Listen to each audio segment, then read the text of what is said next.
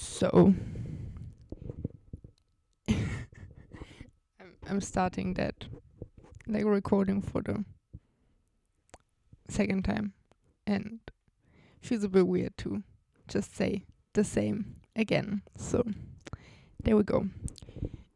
We come together today to talk about all the books I read so far this year. So, which is quite a bunch. Like, let me show you.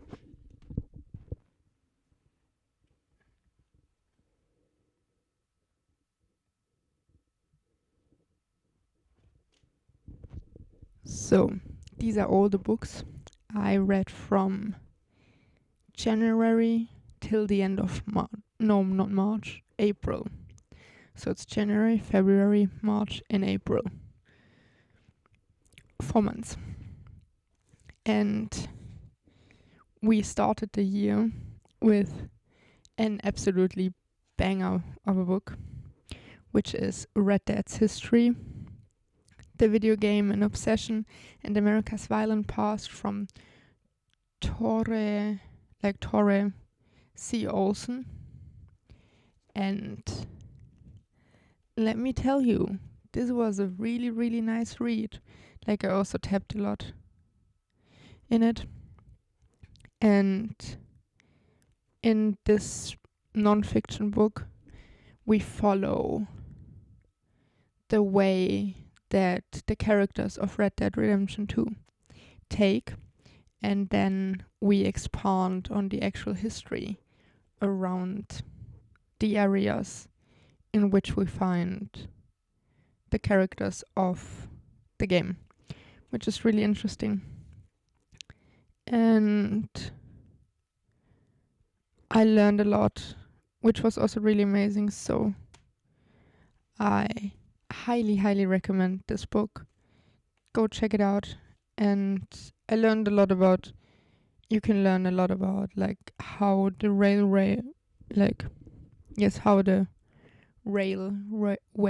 became a thing in America, and how the lumberjacking industry worked, and how the also civilizing, or like bringing civilization to the Wild West part went on, and how that was going.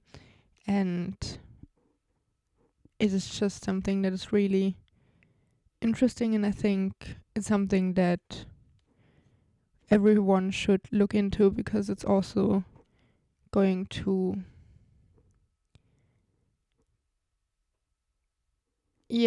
just take other things into consideration, like what happened to the slaves back then, how they were treated, how the whole thing with them worked, and inherently also with the south of the United States, and also what happened to the indigenous people that were living there already, or were then further moved away.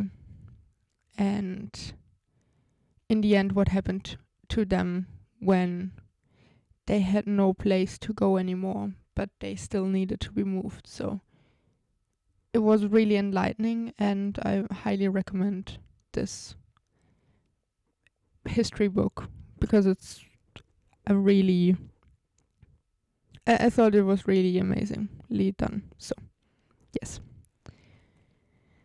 Then the second book, I always have to like look in my book journal if I'm actually right, because some of them are like ebooks and I don't have them physically on my pile, so we don't get confused. The second book I read this year is The Reappearance of Rachel Bryce by Holly Jackson. If you know the A Good Girl's Guide to Murder series, that's also by the author. And this was a banger of a book. It was really, like, it was fairly long for like a mystery thrillery book like that. But it was really fast paced, which was a really nice thing that was happening. And it was also a really interesting premise, because we follow Belle, which, like, she's 18 years old, and 16 years prior, like when she was 2 years old, her mom vanished. And then 16 years later, like when she's 18 now, they make a documentary about Rachel Price, her mom. Why she vanished, how she vanished, where she went, what happened to her. They want to figure that out. But in the process of them making that documentary, Rachel Price reappears. And then there's a quest to figure out where she went all of the time and what happened to her. And it was such an interesting premise and such an interesting thing that was happening. So it was a really fast-paced read and an interesting one at that. Though I would say, like, I know that she can write stuff like PTSD and trauma responses and stuff like that. And I felt like that one was missing in that one a little bit, because sometimes characters were acting differently, or like they didn't really show too much of the upheaval it must have meant to them, or like it must have been on their body and mind, stuff like that. So that's the only thing I have to say there. And like, if you want to read it, make sure to look at some trigger warnings, because there are some which would be relevant to know. So look them up beforehand, but then you're good to go. And the next book I read was this fellow one. It's called Wicked Darlings by Jordyn Taylor. It was also really fast-paced, and like it's also like YA mystery thrillery, something like that, which doesn't mean that they don't handle dark themes and stuff like that, because in this one we follow Noah, and like her sister died. She's no longer alive, and they thought that they think that she ended her life prematurely. But Noah then goes to investigate whether or not that's true. And we follow her doing that as she enters into the high society of, I think it's Brooklyn. And we follow her on the way to put all of that stuff together. So it was a really interesting read. It was a nice read. It was fast-paced, and some twists were really twisty and turny. And still I was a little bit, not mad about it, but it was a little bit alright, because she enters into that society so easily, and then she gets like access to all of the great things so easily. And for me it was suspending my disbelief a little bit too far for some aspects of the book, because if it's that easy to get into that high society, then I think a lot more people would do it. So yes, and again, check for some trigger warnings, because there might be some in there. Then the fourth book I was reading, it's like a little booklet. It's called it's a German one, and it's called Ich kann Fick Dich, lächeln, like I can smile a fuck you. And it's about just going through certain aspects over your life to reflect on things and to reflect on what just certain aspects of your life or like certain aspects of stuff you want, need. It's then also about like it says it's for getting more resilience in your life, and it's just to look over that aspects which were not so nice, and talks with people and relationships and stuff like that. And I thought it's a really interesting little booklet. Like it's a working booklet. You write in there, you go through that, you think about stuff. And I think it's a really interesting thing as a work base. But I think if you were struggling with stuff like that, a therapist should help. I think it makes great sense to talk to a therapist about stuff like that, because they can just help you so much better, and they actually know what they are doing because they are trained. So, but for like getting into the direction and working on it while you are going into the direction of therapy, I thought it's a really interesting thing. So then another like YA mystery thriller dystopian thing I read is The Boy in a White Room by Karl Olsberg. That one was also a German version, but I know that you can also find it in English. And this is about I don't know how old he is, but it's about a boy and he wakes up in a white room and there's only a computer voice talking to him. And then he has to figure out what happened, why he's there, who he can trust, who he can't trust, and you follow him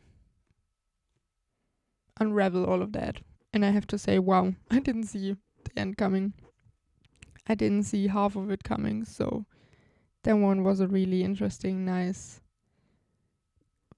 book, and it was really fun to read it and be on your toes and guessing all of the stuff. And like sometimes in between it was really thrillery and it really grabbed my attention, and it was really spooky in between, so I really liked that. So that one was also really, really good.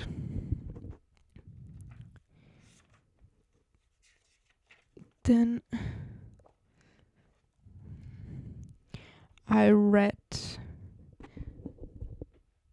in March, like those were like January and February, and in March I read Trench Talk, Trench Life, A Beginner's Guide to World War I by Frederic Winkowski.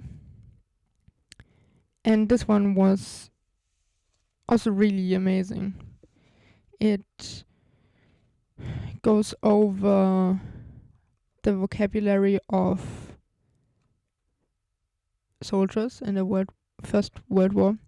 It goes over the French, British and American trench talks and how they were talking and how they were communicating to each other and about stuff they were seeing and they were experiencing, and how they called each other, and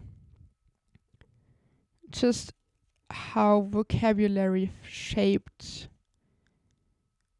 their experience and how the experience on the other hand shaped their vocabulary. And it's really interesting, and I think it's actually a really good introduction into the First World War, because it goes into certain areas but never too deep. So it goes over the broader areas and a little bit into it, but if you want to know more, then you have to do a lot more research and go more into depth about it. So yes, and it has beautiful illustrations in there. It's really nice to read. You have like little boxes and stuff where you can look at more vocabulary and more words, and he tells you a lot about the simple life of the soldier.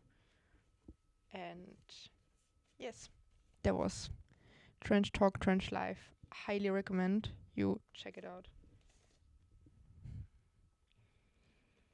Then we go into April. And in April, I had a really, really good reading month in April. It was like really doing its thing there. And I started the month with A Brilliant Night of Stars and Ice by Rebecca Connolly. And it's about the Titanic. Or rather, it's about the Carpathia, which then rushes to the aid of the Titanic. So this one is dual POV. We follow... Yes, I think, yes. We are following Captain Rostron and a passenger of the Titanic, and then we are alternating chapters. Like we have dual POV. And we then see and get to know a little bit more about how the Carpathia rushed to the aid of the sinking Titanic. And it's really interesting. It's really cool, but I think you have to keep in mind that it's a fictionalized version of the actual events, so keep that in mind. And the author also talks about that a little bit more in the afterword, and in the she puts a lot of research into that, and she also then recommends other books you can read to actually get to know the real history behind the sinking of the Titanic and the tragedy around it. So yes, it was still a really nice, fast-paced book, and it was really cool to also have the other side put into the spotlight for once. So yes, that was A Brilliant Night of Stars and Ice. Also highly recommend that one. Then the 8th book of the year was poems from the Second World War, like selected poems of the Second World War, and I really like the edition. It's in partnership with the Imperial War Museum in England, and here we have like a lot of poems from people who lived through the Second World War, and we just get glimpses into how they were living through it and with it, and what they had to engage with, or like in which circumstances they were living. And I thought it was a really interesting thing. I also tapped a couple of them. I think a lot of the poems, I'm not really a poem girly, so poems is nothing I usually would gravitate towards, but I think with historical poem stuff, it's really interesting. But I found a lot of them really confusing. Maybe it's just me and not really getting into poems, but I thought a lot of them were really confusing, where others were like really like hitting the spot and opening a door for me to glimpse into their lives, which was really an interesting thing. So also highly recommend that one. Then I just picked up that comic thing. It's like Falcon and the Winter Soldier, and it's like from 1968 to 2020. They're like little comic snippets in there where either Falcon is mentioned or the Winter Soldier is mentioned or they are together mentioned. It was really interesting. It was like, I just picked it up on a whim. And that's that. Nothing more to say about it, really. Was nice.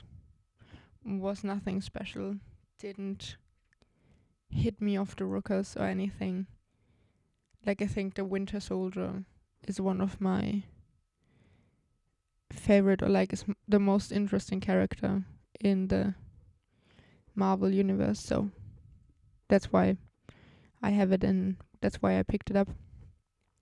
But it was rather confusing because it's not connected in any way, shape or form. It's just a compilement of comics about those two characters, which I found really confusing, so yes.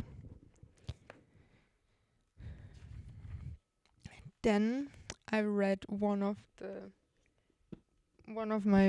it's going to be one of my favorite just stories of all time, which is Project Hail Mary by Andy Weir. And wow, just wow. I also have a reading vlog of that one already up, so you can just watch that to see how I'm reacting to certain parts. And the story is so amazing. It's about friendship, it's about colleagueship, like with colleagues. It's about reaching out to the horizon and figuring stuff out, and science, and believing in one another, and overcoming obstacles. And it's also about the important parts in life, what is important in life, and how do you measure that. And like, I don't want to spoil it, so that's why I'm going round and round, but it's a really interesting, amazing story, and I highly recommend everybody reading that. If you're not into science, do not be afraid. It will be explained. You don't feel stupid for having it explained to you. If you know science, you will not get bored by Andy explaining it. He does a really great job in actually making it interesting and engaging for everybody. So that's that. And it's fast paced, it's amazing, I enjoyed it, I laughed, the humor is great in there. I cried, like I had a lot of emotions throughout the whole thing, so yes. And I also highly recommend the book. Yes, the book, but also the movie. So I highly recommend also the movie. So there you go. That's Project Hail Mary by Andy Weir. Highly, highly recommend that one. Then next up, I read Ready or Not by Cara Bastone. And it was a reread for me.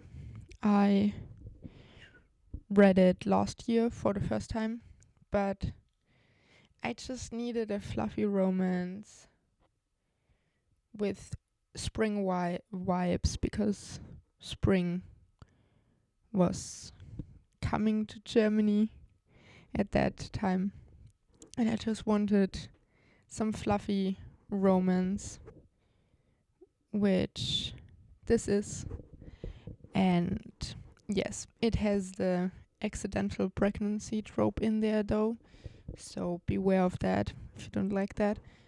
But I think it's done really well, and I enjoyed the whole character development through and around it, and also the romance that was happening there. So that's that. Then I gifted myself a book for my birthday. It's called Zum Geburtstag, like for your birthday or for the birthday. And it's just a lot of crafts with like humor stuff in it. Like, I try to find one to show you. Like, a lot of crafts. And on that side we have, for example, how many birthday candles are on a cake versus how long you can actually blow at them to put them out. And they're like a lot of really, really fun and humorous crafts in there. Or like how you expect a wrapped gift is going to look versus how it's actually going to look. So stuff like that was just really fun. A fun quick read, and if you have a person in your life who needs a little bit of humor for their birthday, that's great. Then we read poems from the First World War. That's the other one. Those poems are also selected by Gaby Morgan. It's again in the partnership with the Imperial War Museum, and we read that for my book club. So yes, I read that I think 2 years ago. That's where the colorful tabbies belong to. And I reread it this time around, and Tim read it for the first time. Like, and you see it's highly marked up or like dog-eared. And I think that one is a lot more feasible. Like, I could get into those poems a lot easier than into the poems from the Second World War. So yes, but it's also a really interesting thing to look into the experience of those people who were fighting in the First World War, who were losing friends or loved ones, who were seeing attacks, and just to get a glimpse and a better understanding for the people who were fighting in this war. And I think it was also really interesting in combination with the Trench Talk, Trench Live, because all of that somehow interconnects with each other. So I also highly recommend you pick up poems from the First World War, because it's really interesting. And again, the cover is really beautiful. So that was my 13th book of the year. Next up, I think that's another banger. It's also going to be one of my most favorite books of like all time, together with Project Hail Mary. Like this year, I have a really, really good reading year so far, and I ended the month with Unsinkable, the full story of the RMS Titanic by Daniel Allen Butler. Yes, Butler. And it's about the Titanic, how she sank, why she sank, how the people were reacting to her sinking, what it goes a little bit into what Rostron and other captains and other ships around it were doing, how the world reacted to the ship sinking, and what happened afterward, like the inquiries that were held and the investigations that were done in America and in England about it, and what they found and what has changed since. And I think it's a really empathetic look onto the whole thing, and he calls to actually look at the perspective of the people from back there then, and not at the knowledge we have now. Like, he appeals to us to look through the lens of the people from back then onto the thing, and then like to always remember that when we look on that tragedy today, it is always through the lens of today, with the knowledge we have from today and of the knowledge we learned since the tragedy happened. And he appeals that the people from then, like the shipbuilders and designers and the people who were passenger on that ship, they couldn't have known because they didn't have the knowledge we have today. So it's a great look at all of that, and I think he made a tremendously good job at going into the nitty-gritty, and I learned a lot about the Titanic through that book, and I knew a lot about the Titanic before, so that's really amazing. Like, if you read or if you plan to read A Brilliant Night of Stars and Ice, then please also read Unsinkable from Daniel Allen Butler. And I already ordered another book from him, which is called The Other Side of the Night. I think it's then called The Carpathia, the Californian, and the Night the Titanic Was Lost, where he goes more into depth about, well, how the Carpathia came to rescue and what happened with the Californian and what happened that night. So yes, I think it's also really amazing because in the appendix back here, he also talks about, for example, the conundrum of Captain Smith, which is a really interesting little essay, or what happened with Captain Lord, the captain of the Californian, which was also a really interesting little essay.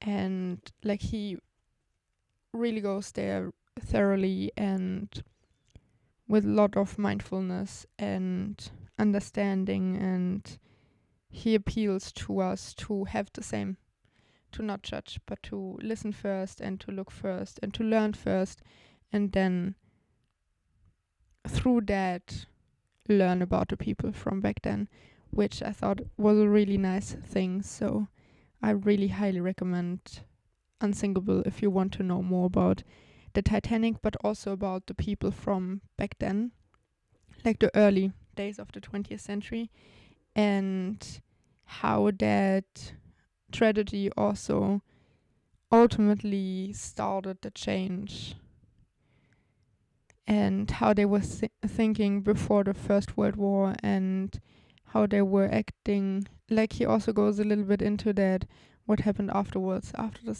First World War, and it just, for me personally, it just fit really beautifully into all the other books I read so far about the First World War, and yes, just highly recommend that book. And the last book I read in April, like, I finished that on the 30th, and then I finished another book on the 30th, and that was Bonny Read from Julie Walker, and it's about, well, Anne Bonny and Mary Read, the pirate the woman pirates, there we go. And it's a fictionalized version of them.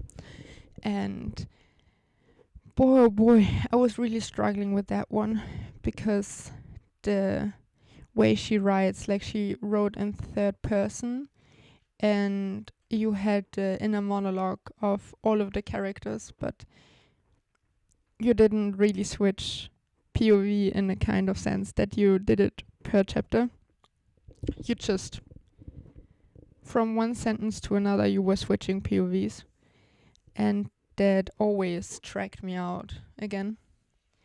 So there I was really struggling with it. I contemplated multiple times to DNF it because I just couldn't get into the writing style. For me personally, it just wasn't the writing style I would have liked or needed. And then I got into the last part, and that was really beautifully done. I'm really glad I didn't DNF it. I'm glad I finished it, and I'm really glad because the last part, like it's maybe 19, 20 pages, but they were really lovely done. Lovelily, that's not a word. It was really lovely done. And I have a lot of fondness for the last part now, and how womanhood is described, and how it is described to find your own way in the world, and how those two women did it in a sense, but also how they were limited because they were women in the age back then, and how they had to figure out their own way, and how they had to manage their own way because they were women, and how they also made their own path despite it, or maybe because of it.